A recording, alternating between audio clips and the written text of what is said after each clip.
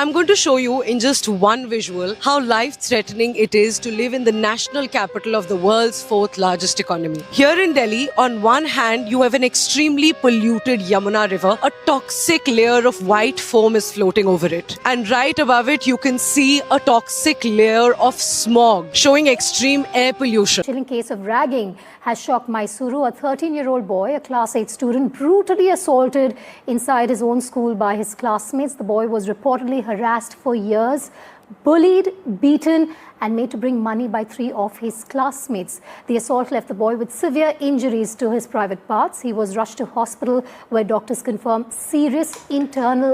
So ಪ್ರಸ್ತುತ ವಿದ್ಯಮಾನಗಳನ್ನು ತಾವೆಲ್ಲರೂ ಗಮನಿಸಿದ್ದೇ ಇರ್ತೀರ.